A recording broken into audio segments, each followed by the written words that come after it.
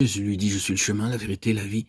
Nul ne vient au Père que par moi. » Jean 14,6. Or, c'est par lui que vous êtes en Jésus-Christ, lequel de par Dieu a été fait pour nous sagesse et justice et sanctification et rédemption.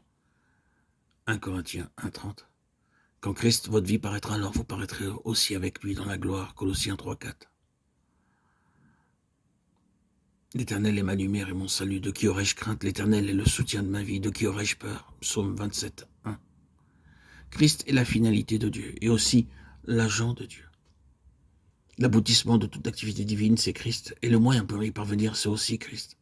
Tout est par Christ et pour Christ. Ce que nous pouvons comprendre du dessein de Dieu se trouve particulièrement exposé dans les Éphésiens, dans les Colossiens. Voyons ce qu'est le dessein de Dieu en parcourant ces deux livres. Au préalable, notons qu'il existe une distinction entre eux. Dans les Éphésiens, nous voyons comment, selon le dessein éternel de Dieu, il a tout préparé pour que lorsque les temps seraient accomplis, il puisse tout rassembler en Christ, tant que ce qui est dans les cieux que les choses que sont sur la terre. D'autre part, nous voyons dans les Colossiens que non seulement Dieu donne à Christ la première place en toutes choses, mais encore bien plus que Christ doit être tout en tous. Ainsi donc, l'Épître aux Colossiens nous montre que Christ est le moyen et qu'il est aussi la finalité de Dieu.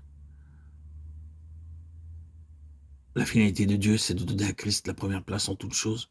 Afin d'atteindre ce but, Dieu doit obtenir que Christ soit tout. C'est seulement en étant tout et en se trouvant en toutes choses que Christ pourra rassembler à lui-même tout ce qui est dans le ciel et sur la terre. Si Christ est tout naturellement, toutes choses sont concentrées en lui. S'il réside dans tout ce qui est, se pourrait-il qu'il en soit autrement pour les choses? Souvenons-nous qu'aux yeux de Dieu, il n'y a que Christ et non pas des choses. Il ne regarde ni aux œuvres ni aux choses. Il ne voit que Christ. Tout ce à quoi nous pensons habituellement n'existe pas aux yeux de Dieu. Aujourd'hui, nous reconnaissons probablement qu'il s'accomplit beaucoup de choses et d'œuvres dans le monde. Selon notre point de vue terrestre, il y a des choses et des œuvres qui se font ici ou là, mais selon Dieu, Christ est tout. En conséquence, nous pouvons dire qu'il n'y a en quelque sorte ni affaire ni chose, mais Christ est tout et il est en tout. Et le jour viendra où le dessein éternel de Dieu sera accompli. Je souhaite que nous puissions saisir une chose, c'est que Christ rassemble toutes choses en lui-même.